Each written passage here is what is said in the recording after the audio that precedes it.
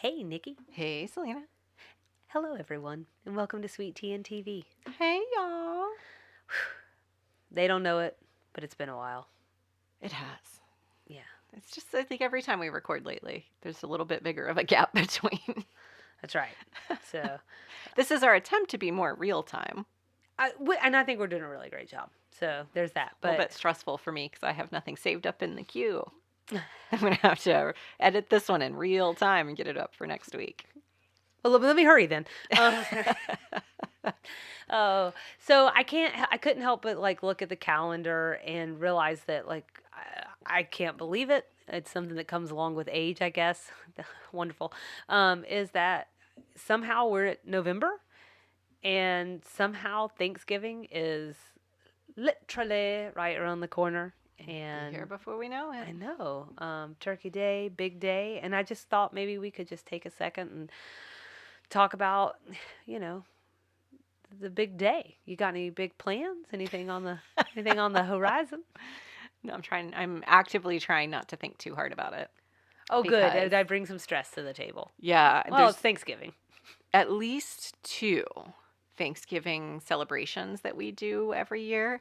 And so it's that careful dance of in the limited time off that you have from work, how do you get them all in? So I've got to figure out how to balance Thursday and maybe Friday, but possibly also Saturday. And then in between, when are we going to get our Christmas tree? And then am I going to do Black Friday shopping? And then with my in-laws, we're going to do Secret Santa again this year. And so I want to do some sort of like big fun drawing for everybody to pick their Secret Santa. And so I've been like racking my brain about that for probably a week and a half now. So there's just a lot of, all the Stressful things have stuff. to align. Like good things, but like a lot of planning. a lot of things that balls in the air that you have to make sure don't fall. So instead of giving you post-traumatic stress disorder, how about we take it this route? And I'm just going to ask, what food have you missed the most? That's a good that you're question. excited to get your hands on. Oh, what a good question. Or if there's like something you're excited to make. That's a really. Do you want to know something funny? Is I am not the world's biggest cranberry sauce fan. Which kind? The kind that falls out of the can, the kind that's like homemade and has like the bits in it, or So both? it's funny you say that. What I was just about to say is I think it's because I identify cranberry sauce with the jellied cranberry sauce, Yeah. which is the only kind Kyle likes. That's his favorite kind. I think it is so gross. Yeah, I understand. It definitely it's kind of like Jell-O though. Yeah. It is. It's too tart for me or something. And so You need a lingonberry. maybe. Well, so what I've done the last couple of years is I do both. I buy a can because it's so cheap. It's like $1. So if that makes Kyle happy, I throw $1 at him every now and then. But the other thing I'll do. You're welcome, Kyle. Happy Thanksgiving. I have you. Is I've been doing the whole cranberry sauce. So like buying the bag of cranberries, boiling them on the stove. So you like that better? I think I like that better. It Okay. tastes more wholesome or something. Okay. Yeah, I get that. I think for me, the only thing I don't like is sometimes I feel like I'm picking stuff out of my mouth. That's terrible. Maybe I don't want to insult anybody. Maybe that shouldn't be happening. I don't know. think so. Okay. Or it's probably stuff that other people might be okay with going, but I'm like, what is this? So I'm trying to remember, like, the recipe I followed the most recent couple of years has, like, orange zest in it or lime zest. But It's I got to be orange, right? feel like I strained it off or something. I don't know. Well, good job, Grandma. Thanks for ruining Thanksgiving. Don't all believe these me. years. Don't No, I'm believe just me. kidding. Whatever your grandma does is probably the right way. Nothing anymore. We don't. Oh. Oh, not like that. No, neither grandmother really does the tradition is past. Right. Grandmas are still alive. Grandmas are still okay. Okay, I was sorry. like, it's been a while, Did you- Selena. I don't think it's been How that long long. has it been? Yeah. Oh God, I feel Grandma like I've only got. loved you. I don't know if there's any real wood to knock on. Yeah, no, grandma's fine. So yeah, the cranberry sauce in turkey is something I'm kind of excited about. Pecan pie, I'm very excited about. Yeah, and you know what? Thanksgiving has never been one of my favorite holidays. Like, it's always just sort of the thing we have to clear to get to Christmas. The older I get, the more I love it. Yeah. It's the start of cozy season. Like, it's the start of everything that's to come. September 1 is the start of cozy season for For me. some people. Yeah, No, I September 1. jump in with 2 feet.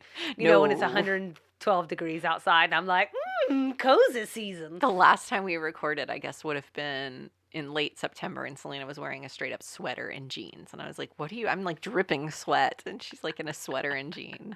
It was that sleeveless sweater. So it was like not quite sweater. You know what Yeah, I'm hey, how dare you? Made me hot. Made me hot. What about you? What foods are you excited about? Well, I am excited about anything that starts and ends with a casserole. So, Oh, yeah. I mean, any of them. So I like Green bean casserole. I love green bean casserole. But like also like squash casserole or any like kind a of squash corn casserole. casserole, any kind of souffle. I All made a good. corn souffle last weekend that I'm gonna have to make for you at some point. It comes from the Joanna Gaines Now cookbook. we're talking. And Yeah. it's like Jiffy cornbread mix with creamed corn and regular sweet corn, some sugar. It's very good. Yeah, add some sweetness to that Jiffy cornbread. It's- for God's sake. It's embarrassing how much sugar goes into casseroles for like the big holidays. God, it's just I'm it like, just really? helps make it Sugar in tasty. the green bean casserole? Okay. Yeah, yeah. Whatever you Not need. really sugar in there. No. Let me just be clear. Yeah. Somebody's like, that's not right. That's not, you're doing that all wrong. Also, deviled eggs are another food that I get really excited about around the holidays. Yeah. I don't, it's like, Although those wind up making it all year round, especially in It's true. Casey's family. Oh, yeah. I don't know how that, everybody has their own traditions, right? yeah. But that's like an all year long food, but it doesn't matter because it's just, they're delicious. I want them all the time. I boil eggs a lot, but I don't go the extra step of like the inside part, the yolk and all that. So I get really excited about that. Yeah, that's a lot of work. So I guess the other thing is like, yes, I'm gonna be super late to this trend, but also trends happen really, really fast. Like, AKA definition of a trend. but I also mean like today. Like it feels like something comes up because of like TikTok or something, and then it's just like here, and then it's gone. Or it just feels like it gets battered to death. But I want to do a butter board, and I've been wanting to do one. A butter board. I don't know what this is. You, queen of TikTok, have not seen this. Uh-uh. It just must not be part of your algorithm. No, I get a lot of Taylor Swift content these days. Okay, well, Like I'm a surprised lot. she doesn't have something where she's making a butter board. Butter board. Yeah, so basically, I'm so excited that I get to tell someone what it is. It's first of all, it's easy, so it has me written all over it because I don't do anything complicated in the kitchen. But like you just take a board like you would do for like charcuterie, okay, and then you take like a nice butter. No, I'm not knocking country crock. I'm just saying like don't. This is not a country crock time. You This do is that Irish one. yeah, get Carrie's Gold. Carrie's Gold, thank you. Or get like some kind of French butter or something like, elevate your butter game. And then you like let it, if you're like, some households refrigerate, others don't. Obviously, you're going to want softened butter. And then you spread it around the board and then you top it with whatever toppings you want. Some people are doing, and then you take fresh rolls and then you dip the rolls in it. Okay. Um, Why on a board? Why not in a bowl? I think it's for the look. Okay. It's for a look. You're going to have to Never look heard into of these this. videos. You're going to have to look into these videos and then you'll see. So people are topping them with like, some people are making them sweet. Some people are making them savory. Doing all kinds of fresh herbs on top. Some people are doing edible flowers on top. Are you already looking over there? Oh, someone shaped it. Oh, no, never mind. I don't think that's intentional. It kind of looks like a turkey. Oh. That would be really cute for It Thanksgiving. would be. And then people are doing all kinds of other stuff with them too now. So now, like, we're going to take this to another level, Because some people are doing cream cheese boards and then they're topping it where it's like kind of almost like a deconstructed lox bagel situation. Oh, okay. So Yeah. you can get really creative with it. Someone Yeah. will take it too far. Sure. So right. somebody's going to be like, we need a Reese's peanut butter board. You haven't gone too far yet. But like, I mean, like I would also eat that, but like, yeah. But anyway, I'm so excited that I got to share that with you. So you'll have to look at them. I am like disappointed in my For You page. I'm actually getting a little frustrated because it's so Taylor Swift heavy and I love Taylor. But like not everybody's content needs to be on my For You page just because it mentions her. And I don't get enough food. I get a lot of Days in the Life and Taylor Swift. And I don't get enough food. I'm going to have to do something. You hear me? Hear me, TikTok? It does. Okay. Don't you worry about that. Good. Well, is there anything else we should talk about Thanksgiving, or I should don't. we Do you talk have about the any? women? Do you have any traditions for Thanksgiving weekend? It's kind of changed and evolved over the years. But normally it's sort of like that hustle that you're talking about, like Yeah. where you're just trying to get the different family stuff accomplished. Yeah. Um, and that makes it sound like a chore, and I don't mean for it to, but like sometimes we're just kind of running all over the map. I think the biggest thing for me is decorating. I can't do that this year. So Oh. we're having some remodeling done at the house. So I've got I'm gonna decorate the crap out of the bedroom. That's probably what's gonna happen. Casey's gonna come in. It's gonna be like FAO Schwartz up in there in 1992. So, or the Griswolds, which he'll love that. He loves Christmas Vacation. Everybody loves It'll Christmas just be like, it'll look like Times Square. I'll be like, welcome. Welcome to our winter wonderland. Right. Just do like a whole Santa's village in there. The decorating takes a long time. Yeah, so mostly the whole weekend. That's what actually. it is for me. I think I dread that a little bit. I get really excited about it, and every year without fail, I'm like, oh, that's right, I hate this. Right. You just like finishing it, right? I like finishing it, and then I really, really love cleaning it up in January and like that Oh, clean you love slate, that part. fresh start. Oh yeah. There's so much crap everywhere all through December, and just like, it's lovely. It's cozy, but I'm ready for a fresh, clean start. Yeah. Anyway. Are we ready for a fresh? We're almost ready for a fresh, clean start. Hold on, just go with me on this. Because we're very close to going to season 4. Mm-hmm. But before we go on to season 4 of Designing Women, we have to wrap up season 3. And what better way to do that than to talk about the finale of season 3? Well done. Is it going in the books? That was a fantastic transition. Transition books. That was a great transition. So this one is Julia drives over the First Amendment. When a newsstand opens near the office featuring a large display advertising a pornographic magazine, Julia runs through it with her car. Insisting that pornography is not free speech, she continues to do it until the publisher of the magazine, a woman who considers herself a feminist, sues her for violating her First Amendment rights. The air date was May 22nd, 1989. We're calling this one Airbrushed and spread-eagled in a centerfold. Selena just cracked herself up all over again. Wait, I didn't say it. It's not like I came up with that. I don't have any gems like that. This one was written by LBT and Pamela Norris and directed by David Trainer. So, first up. Where does one start? First up, the reason I'm pausing for a second is because I actually think it was written just by Pamela Norris. Oh, okay. I don't think it's not. So I just looked it up. I think it's just Pamela Norris. Okay. So for the record, wanted to do that. Secondly, general reactions. So first up, Selena was wrong. Although in my defense, that means IMDb was wrong. Oh yeah. So they're just, a trusted source until they're not. General reactions. My very first general reaction was that. It was like a question, which is basically, is this really the hill that Julia's going to die on? A dirty magazine poster? I couldn't decide if LBT just wanted the audience to be frustrated with Julia, if that was in the mix, but I found myself frustrated with her. I'm going to go just so you know why, because I don't think that really explains, okay, but what are you frustrated about? So I'm all for standing up for something that you believe in. Absolutely I am. But this felt like more of an example of maybe not the best pick your battles. And, I couldn't stop thinking the whole time about how she was accumulating these damages and these fines. And she's threatened with this huge $10 million lawsuit. And those actions are going to wind up hurting the people that she works with. It affects the business. It affects people who have livelihoods and families that they need to take care of. And so for me, it wound up feeling more selfish than what I wanted to feel, which is Julia being this champion of women's rights. Yes. I hated this.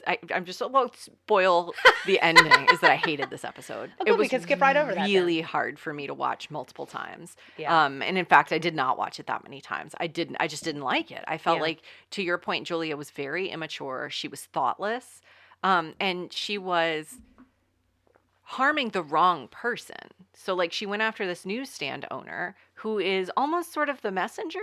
He's the guy who's just trying to pay the bills instead of going straight to the top and saying, like, I have to look at this every day. There are kids who live down the street. Is there some way, you know, we can cover the magazines? Or, like, she picked the lowest guy on the totem pole and then just stuck Right. it to him over and over again. Right, like yanking someone a fast food drive-through window out, beating the Right. crap out of him, being like, "Thanks for making America obese." Exactly. Like what? Yeah. Exactly. Like, I see these people get uppity with people who work in stores sometimes. Unfortunately, I don't see that many confrontations, but I saw one recently. And I was just like, this poor person standing here did nothing wrong. They're literally just doing their job. So you've gone to the wrong person. Right. And you're taking it out on the wrong person. So this entire episode felt like that to me. I also felt like, of all people, Julia should have known the repercussions of driving into a newsstand because she's dating Reese, who's a lawyer. So she should have known this was Oh, that's coming. very pragmatic of you. This is what was going to come out of it, was that she was going to get sued. Yeah, and I couldn't decide, like, and that's why I think I'm like, why is this the hill? Right. Because, like, I feel like it doesn't necessarily feel in line with her character to me. Because it's right up, it's butting up against violence, right? Yeah, you know, it didn't strike me as out of character at Okay. all. It actually, other than like that disconnect of like, I can't just run something over without any repercussions. That part was just a little hard to believe, but it feels like Julia to be so hard-headed and stubborn to just do whatever she wants. Like the Right. whole world, it's her like, world and everybody else is just in I it. just ripped the poster down. I just felt like there was like a A lot less of different destructive ways. way to do it. Right. I mean, it just doesn't really make any sense. I also, I have one other thing I want to mention in general reactions. Okay. And maybe this will play out if you have some other general reactions. And I know you wanted to touch a little bit on the arguments that Julia had. Yep. The showdown with Miss Wilder at the end between Charlene and Suzanne. Oh, I hated every second of that. okay. They looked like butts. They looked like, she looked so in control of her emotions and like so boss lady-ish, and they looked like such jerks. It's funny you say that. I'm going to skip to my strays because I Okay. think this fits in really nice with that. And I do want to come back and talk about those arguments because that was really the mantelpiece for me on general reactions. But when I one of my strays is that I thought that Suzanne was markedly different in this episode in contrast to the character that they have evolved her into over the course of the last 3 seasons. Oh, yeah? Yeah, Tell me what you mean. I found that, especially in the scene that you're referencing right now, she actually sounds like Julia to me. She no longer sounds like Suzanne. She, in her closing comments, and I don't know if and this is going to kind of connect to like the name of the episode even that we're renaming it to, but when she's walking on the way out the door, she says, "But I was just wondering, if you think it's so peachy keen, honey, how come we don't see you airbrushed and spread eagled in a centerfold? Just asking." Now that is almost a direct quote for what Julia says in the pilot of the entire show. Oh. She says something almost just like that, but about men versus women. Which is also, I think, why I'm a little surprised to hear that LBT's not involved in writing it, because that means Pamela's really doing her homework, because she almost went and pulled an exact quote. So just to say, like, you didn't enjoy the way they acted in there. I didn't think it was in tone with Suzanne's character. Yeah. So. Yeah. I thought she was maybe sort of channeling Julia because she Yes. was there on Julia's behalf. And she's been pretty clear that she's not a feminist. Yeah. And she was coming across with some pretty feminist ideals right there in that office. And I'm just so like, I feel like that was my last general reaction. I promised that. But I feel like this episode was intended to be like, Julia, Suzanne, and Charlene were the champions for feminism, and Miss Wilder was the bad guy. And I just don't feel like those two things are mutually exclusive. I'm glad that you said that because actually I think my problem is I don't know what the intention of the episode Right. was. I don't think, I could be wrong. I don't think that LBT thinks it's okay to drive into a newsstand. I'm actually not sure that she thinks that Julia's actions were correct. Right. I'm almost wondering if what is playing out in this episode that is supposed to be a sitcom is almost like either Pamela or LBT or someone wrestling with these two very challenging concepts and freedom of speech, because we're going to get into that next, and then also women's rights and how sometimes they're bumping up against one another. And maybe there isn't necessarily an answer unless you're some sort of freedom of speech purist or women's rights purist. Yeah, I do feel like, though, I walked away from the episode thinking their intention was to make Miss Wilder look like the jerk. Although the more we talk, I think it's complicated. yeah, I think it's complicated. I remember turning it off and thinking they really want me to think that a woman who appears in pornography is 100% of the time put upon and without a choice. And I just don't believe that. I don't think pornography is great. I don't think that it is. I do think that there are some people who are in porn who don't have any other choices. And so I don't think it's a great environment for them. But I also don't think every woman who appears in a centerfold is like put upon in some way. She's taken that check to the bank and she's probably living a pretty good life otherwise. Well, I don't know if this is something. So pornography is one of a few different reasons why, from what I remember, I'm sure someone might disagree with me, but from what I remember was one of a few big reasons that the second wave of feminism fell apart. Because people were so staunchly on one side or the other. So this is something, another one being abortion. There were some race issues that came up. There were a number of things that really were circling that like you just couldn't get women on the same side about. And this is one of them. And I do have something that I can say about pornography, but we'll get there. Okay. Well, don't worry, guys. We'll get to the porn. So, Nikki, let me ask you something. Do you have a lot of stray observations? Let's hit those first, and Okay. then can we talk about the free speech thing? Because I think that's almost a part in and of itself. Yeah. So Anthony's run-in with caffeine pills Oh, yeah. reminded me of my dance with the sugar-free rock stars my senior year of college. Okay. Have I told you this story before? I think so. I legitimately like detoxed after graduation. Like I shook for days. I like withdrew for days. That's what that reminded me of. And so I 100% identified with that whole situation. Yeah, those, I thought, for the reason I was laughing is not you detoxing. Yeah, I know. I It's was hilarious. I was laughing because for some reason, I thought you were going to mention that Saved by the Bell episode. I don't know why. And I immediately wanted to laugh. So excited. Yeah. I'm so scared. Yeah. That. So I have two fashion notes. Okay. One, Mary Jo's outfit in the opening scene it's something. There's a lot going on there. It's like a almost like a beaded bolero jacket. Right. Like it's kind of cropped, like little maybe short. like a bull Yeah, fighter would yeah. wear. And With then the wrong there's colors, maybe. like a bright blue shirt underneath, and some sort of like harem pants is what it looks like to I me. think those were really in style then. It's the whole look. And then the other thing I wanted to mention is that Suzanne's hair in the opening scene is like dangerously close to a mullet.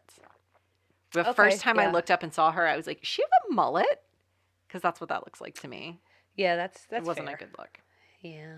Sorry, Delta Burke. Yeah, 89 is tough. Those were my strays. I told you there weren't many. Okay, And they were very stray. I only have one other one because we already talked about mine being Suzanne being so different. It's just money got mentioned, so I had to go get out the inflation calculator. Oh boy. The damages Julia caused at the newsstand and the fine came out to $604, which is roughly $1,500 today. She hit it 3 times during the episode, so that would be $4,500. That's a lot of money. That's a lot of money. Yeah. The $10 million lawsuit will be roughly $24 million. So just to say that if we're talking about how maybe she was like barking up the wrong tree and the kind of damage that she really would have been doing, I think those numbers sort of punctuate that point. What a stupid way to fight back against something. That's not the best. So let's take this detour, if we can, about freedom of speech, because that really is a huge undercurrent in this episode that I don't think either one of us could probably ignore. If we just remind people that we're both of the journalism persuasion. I don't know what that means. I don't know. I don't think I want to be in that crew. What is the journalism persuasion? But so we both went to journalism school, and That's so comms law, studying the First Amendment, understanding the First Amendment is something that we both went through. It's hard. It's hard, y'all. It's challenging. It was one of the hardest classes I took, but I loved it. I loved it so much that I was like, maybe I should have gone into law. And like, that's how much I loved it. I didn't think that. You're like, thank God I'm getting out of this. So glad this was one semester. Hard. I think we spent almost the entire semester, if not like most of it, breaking down every clause of the First Amendment. And so anytime that someone starts throwing around like, I understand the First Amendment, it just automatically sends up red flags for me. And so what we've done what I did is I went and I pulled 3 main arguments that I heard Julia make over the course of the episode. And I just thought that maybe you and I could share those with the listeners, and then you and I can react to those 3 arguments. So the very first thing that she says is, I believe in the First Amendment as much as anybody else. But I also know that when our forefathers were fighting and dying at Valley Forge, they were not really doing it to protect a publication called Hot Tushies. You want to start, or do you want me to start? You can start. So the first thing I want to say is that, first of all, you could hear us just bursting out in laughter. But fair enough, I do understand that this is meant to be a joke. But if we're going to think purely about the argument here, I think my issue is that I'd not pin first American protections to 18th century proclivities. Because, and it's surprising to me that a character like Julia would. There were a lot of things that matter to us today that these men, and I do mean men, upper class men, land-owning men in America that didn't matter to them, and they were not fighting for them.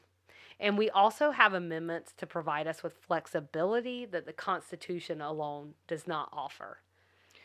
Yeah, this argument reminds me a lot of the Second Amendment arguments people make, and you want this conversation to get juicy. This like just general presumption that something that was written almost 230 years ago is like beyond reproach and doesn't like it just stands the test of time forever.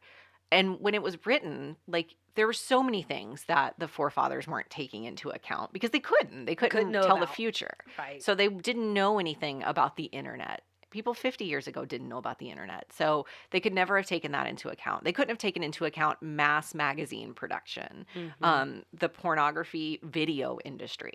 Like they couldn't have accounted for any of that. So she's right. They didn't do it for that, but only because they didn't know about that. So it's like sometimes the arguments in here felt like I just want to be like, so what? Yeah. Okay. Right. Yeah. Okay. That argument was like, I think it's beautiful. It's this beautiful idea to think that this document was written so long ago and will stand the test of time and will guide our union into this beautiful future. But the truth is, it was written before so many other things changed the landscape of our society. Right. And so there has to be some interpretation of it sometimes. Or like, and why does it have to be so flush this way or flush the other way? Right. Like, why can't there just be like some middle ground? And I think that's what I don't want to speak for you, but I think that's some of the conversations that we've had over the years, just in our friendship, where just frustration over people just guardrail to guardrail. Yeah. In so many things in life. And I don't care if you're talking about politics or the workplace or just like how you feel about something on TV. It's just like, can we not find some common middle ground? And I think that's what bothered me so much about this episode was that none of the characters found middle ground, which is strange for this show because there's usually a Mary Jo or a Charlene who says like, but did you think about it this way? But we only got Julia saying no porn and Miss Wilder saying I make a lot of money off porn, so porn all day long. And there was no one really in the middle. I thought Mary Jo was. That's in my likes, and I can go into that a little bit more then or now. But I think she doesn't. She's definitely bristling at Julia. But Julia just shuts her down, and that kind of plays into some of these arguments as well. No, I feel like then they should have played that up because I didn't get that at all. I agree. It wasn't telling enough. Julia like, just stop running into the newsstand. She wasn't is even not the telling her. same as saying like, you're being excessive. She wasn't even telling her. She was saying it in separate scenes. Yeah. It was like but I think that comes into play with like the fact that Mary Jo is a character that's been developed who has such a hard time voicing her opinion that I don't think that she felt like she could go up against Julia, but she actually made some good points. So the second argument, am I moving on too quickly? Okay. The second argument is, do you honestly believe that anyone has a constitutional right to show a poster of a woman being degraded, chained up with a dog collar, and whipped? You couldn't show a black man depicted that way because it would be considered incendiary speech. Now, I think she said it weird, whatever she said, and the script didn't catch it exactly correctly, but I can't imagine that she meant anything other than incendiary speech. But anyways, and then she goes on to say, so why would we demand any less for women? You want to go ahead and knock this one or knock this out or take this on? Well, I remember watching this at the very beginning of the season when we were just sort of doing our pre-screen, and this made me gasp. Like I was just like, wait, what? Hold on. Did she really just say that? Like, it just surprised me. And then as we were rewatching in preparation for this recording, I processed my feelings a little bit more around it and got beyond just that initial knee-jerk reaction. And I really still think it was super inappropriate. It's not the first time she's made that argument. Yes, that sounds familiar. Yeah, in the Monique Monica argument, she said the same thing. And you and I both were like, what? It's just not... I don't think those are two things that are fair to put side by side. Didn't care for it then, don't care for it now. Yeah, no, it was like, it just felt wrong even on first watch, and then on multiple watches, it's like, but this is a totally different thing. Well, also, what do we gain from pitting two historically marginalized groups against one another? Yeah. What does that gain us? Yeah. And I think that's a little frustrating. I have some other thoughts, but and it also sort of like almost assumes that we're past the racial issues. Like it almost just assumes that like we all know that would be wrong to do to a black person, which one I don't think is true. I think there's a not insubstantial amount of Americans, which we learned in as recently as 2020, but even like today, there's not an insubstantial number of Americans who like probably would fight to see that somewhere. Like who would say like, it's free speech, we should be able to do that. So the way she says it is almost like, black people, they like that's all sorted out. That's not a problem anymore. It's women we really need to worry about. And to your point, like why? Right. And I mean, the other thing, so aside from like that, like piece of it where you're just like, what are you talking about? I'm also not sure that her example holds in a court of law. Like just if you just want to get down to the brass tacks of it. So I forgot you're a lawyer. Go ahead. Help us understand. The best part will be when a lawyer's like, you're an idiot. She took mass comms law one semester in college. How guys, don't dare worry. you?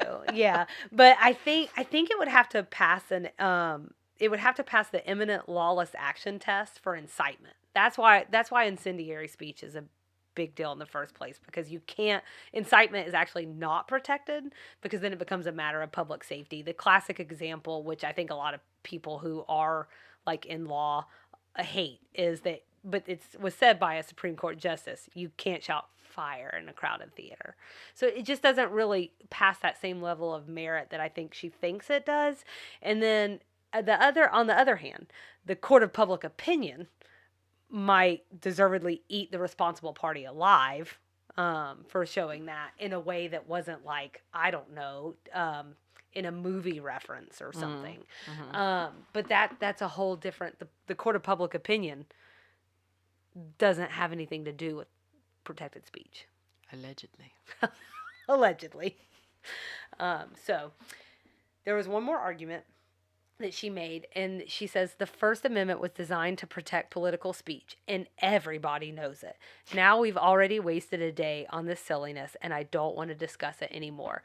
So before we even jump in, I have to say that the worst thing I think you can do in an argument is drop your opinion and then tell people that you don't want to talk about it anymore. That would make me so mad. I'd be like, oh no, we're going to talk about it. We're going to talk about it till the cows come home. I'm like, you can just ask Casey. We've wasted all this time on it because of you. Right. You're the reason. The rest of us were content to just look the other way. Yeah, don't whistle and walk away on this Exactly. one. Yeah. So I think that was the first thing that really bugged me about that. And then just the other thing is just this idea that like everybody knows it. I'm like, no, but probably very few people really know much about the First Amendment other than like these really big tent poles. Well, and it's also sort of speaking out of both sides of your mouth, again, to go back to the point that the Constitution is such an old document that, like, what was intended when it was written doesn't quite track with what the reality is now. Oh, cue me up. Should we talk about the Second Amendment again? Yeah, let's just talk about the Second Amendment.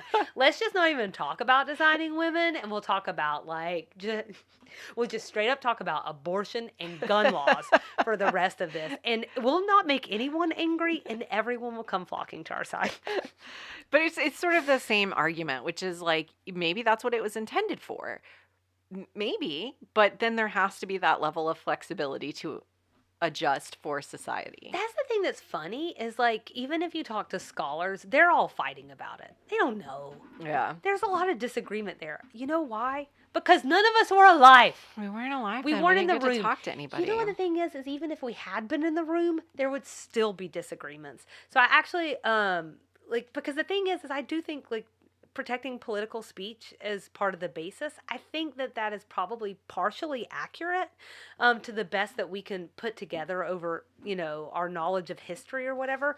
But like leading First Amendment scholars, some of them will tell you that there really isn't a clear, consistent vision of what the framers meant by freedom of speech.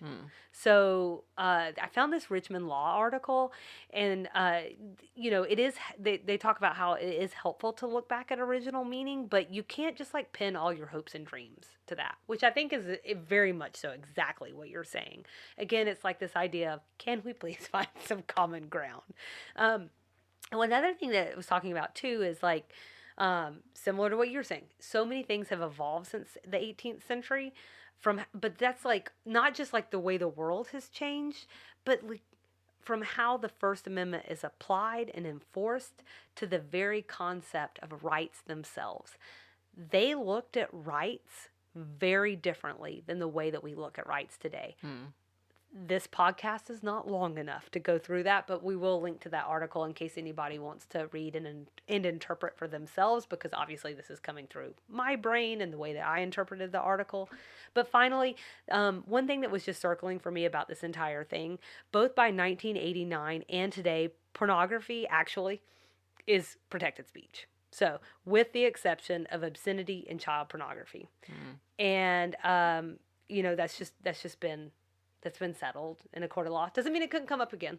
But I feel pretty confident that a poster of a woman in rubber underwear wearing a dog collar and chains, which is basically something I've seen in an issue of Cosmo before, is probably not going to fail the court's Miller test for obscenity. So she's also just kind of wrong. Yeah. I got one thing that I want to say about pornography, and then don't tell Just one thing? I got 18 things. No, I do think there is a more serious conversation to be had about the pros and cons of pornography. And this, like, and I think that was one of my problems with this episode is like, we're like skirting around it, but we're not really saying anything that's like helpful about it. Right. And I just, like, I don't want to go too far into this because that would be like its own whole thing. But I got curious about what does the science say about the pros and cons of porn, and I found of all places a Medical News Today article where they like broke down like all the most recent research, and where like they're able to look at like, well, what's good about it and what's risky about it. Well, we can link to that for you to peruse at your leisure. But here's the summary from there that I think is really helpful and kind of lets you know where at least the science is. In that article, they say pornography can be good, bad, or neutral. It depends on how a person uses it, the type the person consumes, and the effect their use has on their relationship and life. The current evidence for its positives and negatives is mixed. More research is needed on the psychological and physical implications. It can be beneficial. It can also carry risk. All I could think was heavens and stars. That sounds like everything else on earth. Yeah, I mean, I think of pornography in the same vein that I think of alcohol and cigarettes and e-cigarettes And meth. and drugs. Like, yeah, maybe not meth. Not meth. Like weed. But yes. Like yes. these things where like excess is the problem. It's Mhm. not the thing. Food can be that way. It's not in sugar. It's not the thing, it's the excess of the thing. And so I think that's where like trying to shut down pornography altogether, if Julia's whole thing is about protecting the American way, which is what it is when she uses constitutional arguments, then what she's suggesting is shutting down any freedom of choice for people Right. because you can't choose to watch porn. Right.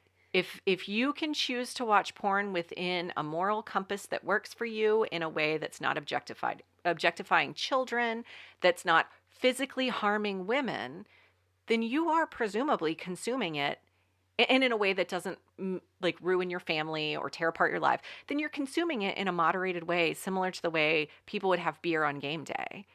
And so it just like the whole thing sort of falls apart. Well, and I think like people get this idea like this like is somehow newer from the moment that someone could pick up a charcoal pencil Oh, for sure. and put down a nudie. You know they were doing it. And what's to say, again, going back to the thing about we don't know what was in the founding fathers' heads, like, how do we know that's not what they were trying to protect? Because they had a couple of, what would you call those? Like, what are they, lithograph magazines that the Queen of England would have, like, had them hung for having, and all they wanted to say was, like, we should have the right to have these in our bedrooms if we want them, you know? It's just, I hate this episode. Which is great because we are about to segue into that part about what we liked, and it'll be really quick for Nikki. No, actually, you know what's really funny is my What's list of things I liked is much longer than my list of things I didn't like. Okay. Isn't that a real mind twist? It might be. I keep you on your toes. I like to be kept on my toes. Why don't you start us off with some things you like then? So Anthony's caffeine pill display at the beginning, and I mentioned that earlier on in my strays, that was everything to me. It was so well delivered, and it made me laugh so hard. And I think the rest of my likes were very similar to that. It was the comedic timing of the episode that saved it for me. Yeah. Like, we're dealing with this very heady, deep issue, and then in the meantime, Charlene's categorizing her pop culture obsession as what did she say? An incredible thirst for knowledge. And Suzanne says every time Julia enters or leaves this house, she's going to see that picture and she's going to be ranting and she's going to be raving. She's going to be carrying on like some kind of hyena, and we're all going to have to pretend like we care. And then you hear the car crash and Julia comes in. I give this one to Julia. I myself may not be able to define pornography, but I know it when I run over it. That was really funny. Suzanne says, I find it's just about impossible to be too mad about injustice if I know I look really good. And then Anthony called out the irony of them always talking about his time in jail. And collectively, the women have spent more time running in with the law over the course of these 3 seasons than we've ever seen Anthony in jail or talking to a police officer. And all of those things combined, like that was the nuggets of the episode that I was like, okay, this is enjoyable. Can I add one? Yeah. Mary Jo thinking the magazine Jugs was a new design magazine about pottery and porcelain. I love that. Very funny. I love that for her. Love that for her. Just that nice little bubble. Especially for it to be her. So I had several examples of writing that I liked. Yeah. I also thought that Suzanne's speech about the lost art of begging was good as they were on the way to beg for Julia. That one actually sat with me for a while. I was like, yeah. Whatever it takes, man. Whatever it takes. Whatever it takes. That's right. This is circling back to something you said, like, so Mary Jo, I actually saw as the voice of reason in this episode. But I think sometimes you can be wrong, Selena. If you didn't hear it, then it wasn't enough. Yeah. And I think that is a fair and valid point. One of the arguments that she makes, but like I said, she made it every time Julia was out of the room. Okay. But she said, like, she was talking about Julia's protest as actually being censorship. Which it just like these two things that don't really align for obvious reasons. And so she used some other good examples, like people protesting capital punishment by lynching anybody who's for it. Like, oh, that's how much sense it makes. She also talks about, I have this in references, but since we're talking specifically about this piece about her being able to be some kind of voice of reason in the episode and things that I liked. She also talked about Salman Rushdie's book that he wrote in the late 80s called The Satanic Verses or something like that. Okay, so he writes that book, and then the Ayatollah Khomeini winds up putting out a fatwa on him, and this was like a huge deal in the late 80s. And then radio stations, Mary Jo talks about radio stations here to I'm sorry, I skipped something. So Cat Stevens comes, it's like there's a lot of different things that are going on here. This is going to be great. And so Cat Stevens takes the Ayatollah side, right? Right. And he takes the Ayatollah side. And when he does, like Americans get really pissed off and they decide to start burning his records. Because they think he should have had freedom of speech, and the fact that the Ayatollah is trying to have him murdered for having freedom of speech is anti-American, essentially. Right. And so just kind of like the Mary Jo's point being in her different examples is like... So you silence Cat Stevens because you're angry that he's trying to silence Salman Rushdie. Right. What about the things that we didn't like besides the episode? You know, so I used a lot of examples of the writing and as things I liked. And I would say that, like, I had so many examples because the writing was so good. I really just hated the storyline. It just felt like dated even for the 80s. It just felt like this conversation we just felt like we had moved past or something, and felt so polarizing for no end results. This is like one of those cases, and I didn't look into it, but I imagine something had to have been going on at the time. I maybe not, but maybe it is all the conversations around Salman Rushdie. Yeah. Maybe it is that maybe there was something going on with the adult entertainment industry at the time, you know. Yeah. But something definitely had her wheels turning. Sorry, can I just say one more thing? Also, as I was saying that, I was also thinking, like, I said right there at the end, like, it came to no useful conclusion because in the very end, Julia just runs through the sign again.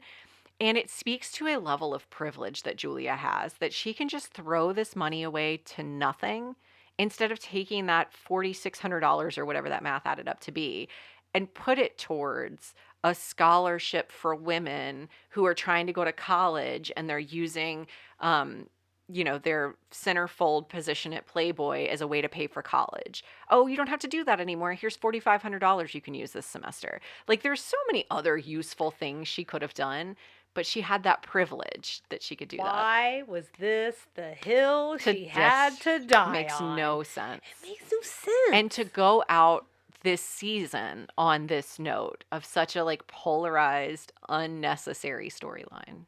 Right, with no resolve. I also hated that. So my didn't like is just one thing, and I just have Julia. I just was such not a jerk in this episode. Yeah, it was not working for me. So probably no reason to belabor our rating. Should that be my rating scale? Oh, I like that. How many are you giving it? Actually, I don't want to shift from my actual rating Oh, scale, which is zippy up pills, oh, which is that's what good. Anthony was taking. That's good. I'm giving it 2.5 out of 5, which Okay. feels very generous, but the writing, I had so many examples of solid Sure. writing Yeah. that I didn't want to lose that. There were just a lot of really funny lines. So 2.5. I give it 3.4 out of 5 posters of ill repute. So I don't think I it didn't bother me in the way it bothered you, but I definitely think of it as a flawed episode. So Yeah. I think 3.4 is rounding out to be my rating. So who won the episode, or who buttered our biscuits? I think Terry Wilder, the publisher, won. I thought she was really calm and polished. Mhm. She didn't bend to the women's ridiculousness. Plus, she's getting money out of Julia one way or the other. That's true. So I think she came out the winner. Okay.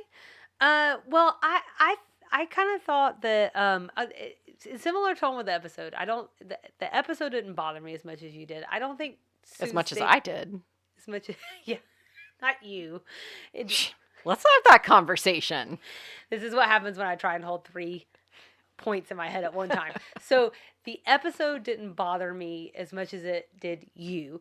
In thinking with that, I think Suzanne and Charlene bothered you more in the office with her than with the publisher than they did me. Okay. Because I actually thought that they were our unsung heroes. Because frankly, I think they're the main reason that the publisher let Julia out of the lawsuit. Oh, for sure.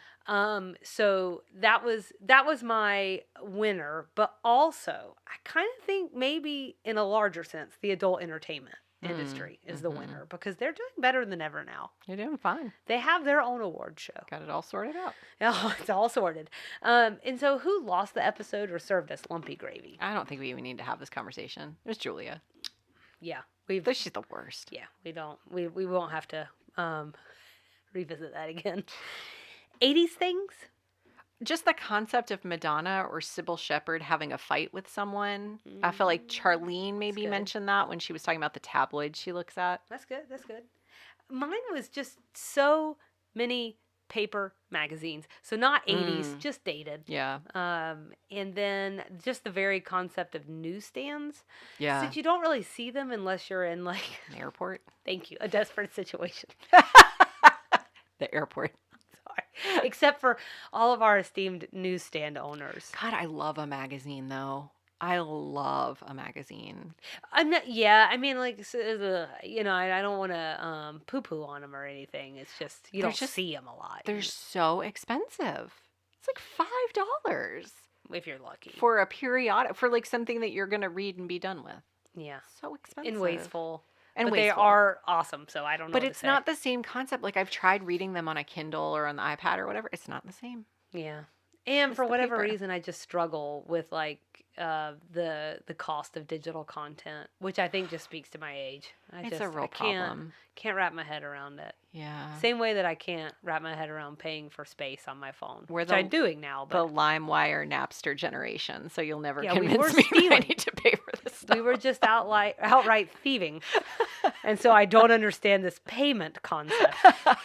Sorry, I just feel like We're a butthole even conditioned. saying it. Yeah. Did you have other 80s things? No. Okay, that was really all of mine, but Southern things. I didn't have any there either. Nothing. I actually started to rewatch it today, and I didn't get except for like 1.5 minutes in because I was like, I have no Southern things, but this is not something that hasn't happened before, so. I didn't hear any Southern porn reference. And now I just want to come up with names for those magazines, but we'll go on to references we need to talk about. Well, you actually mentioned this earlier, the assassination attempts on Salman Rushdie and the fatwa from the Ayatollah Khomeini. I think you covered it in really good detail. Something like that. The Tried. thing that I will add is that Salman Rushdie was attacked as early as earlier this year, recently, within the last couple of months, and is actually. I didn't know that. Oh yeah, he was giving a speech at. I want to say NYU, but somewhere in New York for sure, and was attacked, and he's lost the vision in one of his eyes as a result of the attack. Oh, wow. I just need to pay attention to the news And more, he's maybe. lost the use of one of his hands. Oh So, my gosh.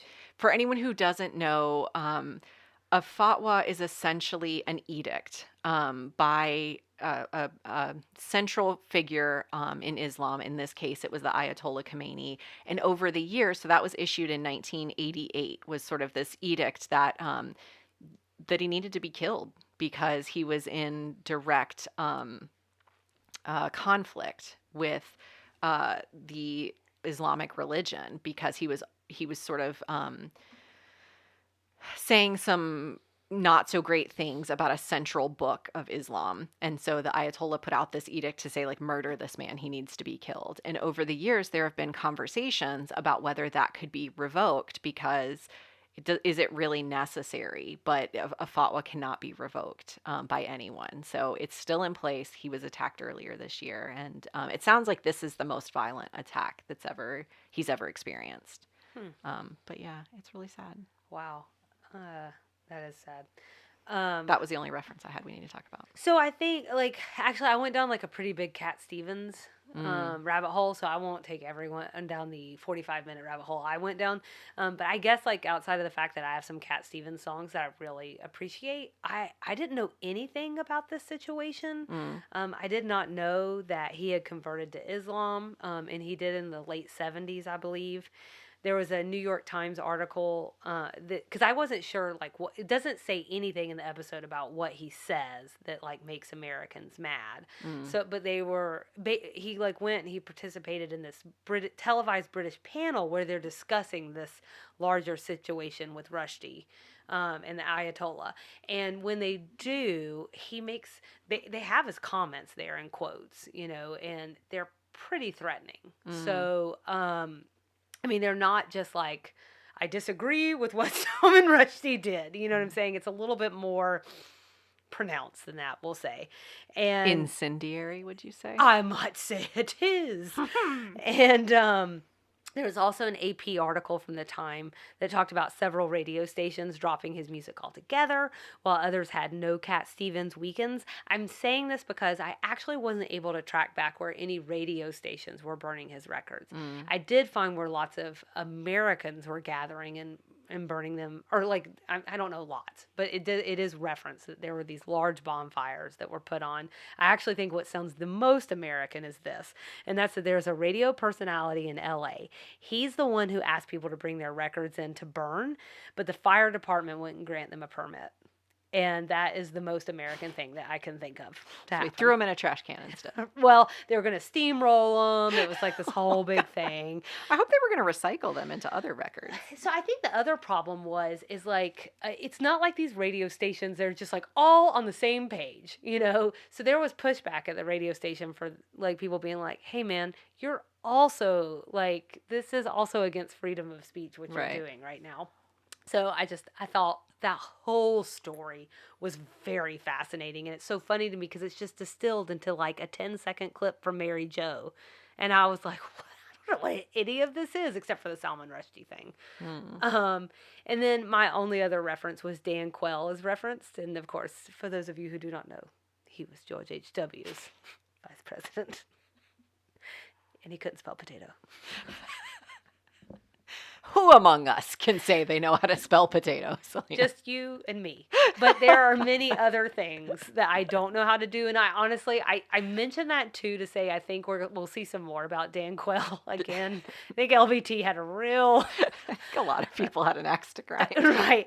But I think it's just like, all I'll say is, especially from this experience here, is who among us wants to have one clip of us taken and played over and over and over again for the rest of our lives. Especially if you're, like, going around and giving speeches and you have a very public job. Like, what we do when we talk a lot? We screw up. Yeah. And so it just, like, also trying to just put on my human being hat and be like, man, that really sucks. So this is sort of a tangent, but I think it was Selena Gomez has a new documentary out, and I've been seeing snippets of her documentary, and one of the things she said is It's so frustrating when you say something one time. Nope, sorry, I'm confusing my celebrities. It's Miley Cyrus. She says it is so frustrating to me how you say something one time and it becomes your entire personality because it's all people remember about you. And I Mm-hmm. think about that with presidents and very public figures, how terrifying that whole livelihood is to me. Terrifying. It really is. Because I say dumb stuff all the time. All the time. I'm thinking about myself. I, I've said She's so stupid. I've said like 18 dumb things here, and you had to save me. It's 19 times. It's out hard. of the 18. Did you have any other references or cut lines? Just one. There was a cut line about Julia's stubborn streak as a child. So Suzanne says Julia just would not go to bed. I mean, they'd put her down, and 2 minutes later, she'd come toddling into the parlor with her little footy pajamas. I mean, this happened about 3-4 times, and then Daddy, he paddled her, and he paddled her good. Of course, Julia wouldn't cry. She just stood there holding her little bottom with both hands going, stubborn. Then, of course, Daddy said to Mother he thought Julia could stay up as late as she wanted to after all. What did you do? Charlene, I wasn't even born yet, but I always did whatever they wanted. All they had to do was pay me. Yeah, well, if Julia's stubborn this time, she's going to have to hold her little bottom $10 million worth. That's going to hurt pretty bad. So she's always been kind of a pain. Mm-hmm. Good to know. Good to know. So, bridging back to your very first bridge into the episode, we're done. Bridge us out. Season 3 is done. Our next episode is going to be the finale, where we reflect on Season 3 of Designing Women in Sweet Tea and TV. Time marches on. Yep. Does. So we'd love everyone to follow along with us and engage. Instagram and Facebook at Sweet Tea and TV. Email sweetteatvpod@gmail.com, and our website is www.sweetteatv.com.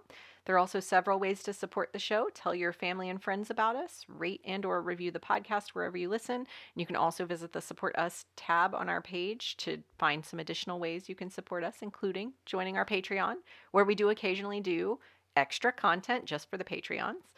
And hang tight for Extra Sugar, where we're going to talk about censorship. Oh, there you go. Well, That's it. You know what that means. What does it mean, Selena? We'll see you around the bend.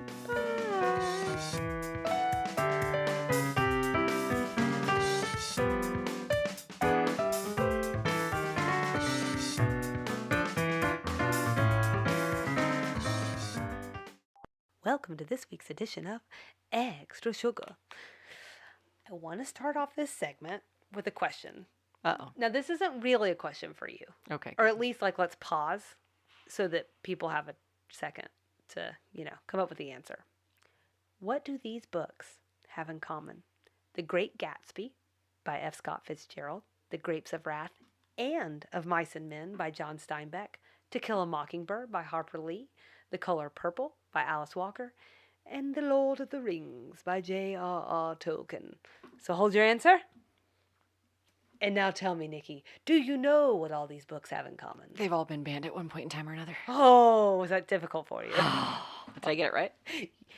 They all appear on a list of books that have been banned, challenged, or in some cases even burned. Good God. It's just calm down. So for anyone thinking, sure, but that was 50 years ago, 2 of these books were among the top 10 most challenged books in 2020. To Kill a Mockingbird and Of Mice and Men. I think we all know what book burning means.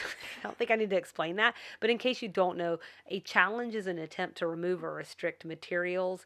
And this is based on the objections of a person or a group. A banning, on the other hand, is a removal of those materials entirely. So it's, a little bit different. These are both forms of censorship, or the suppression or prohibition of any parts of books, films, news, etc. that are considered obscene, politically unacceptable, or a threat to security. So, Nikki, before I go on, per the usual, stop me if you have questions or if you have anything that you want to add. Was 50 Shades of Grey on that list? That's a great question. That book is, intense. Badly written? It's horribly written. There are typos in it. I remember I've never read it, so I shouldn't be unfair, but... There are typos. Yeah. It's a fine story, like whatever. It's a fine story. It's very graphic. Yeah. So, Yeah. The Great Gatsby. If you're gonna like revoke that, then 50 Shades of Grey. I've seen and read things from the public library. They're a little eyebrow raising. I like to have my eyebrows raised. Makes me feel alive. I don't like it because it gives me these wrinkles right here. Oh, good point. Well, I don't like to have my 11s Right. or tree Whatever trunks, yeah. depending on depending on who you are. So, okay.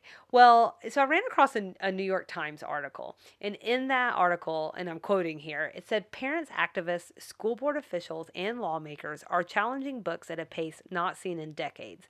At the same time, schools are mired in debates over what students should learn about in U.S. history.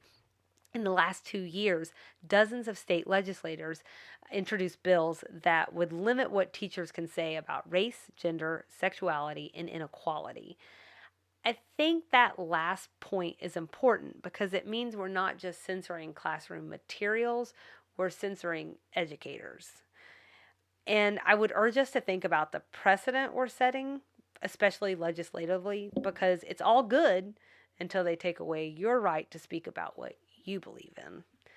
So, what is this record pace that the New York Times is referring to? This is something according to the American Library Association. Between January 1st and August 31st of this year, there were 681 documented attempts to ban or restrict library sources. 1,651 unique titles were targeted. This puts us on track to surpass the 729 reported attempts in 2021, a year that represented the highest number of attempted book bans since the ALA, or American Library Association, began compiling these lists in 1990. The majority of these attempts, 70%, have targeted multiple titles, too, whereas in the past, these attempts targeted one book.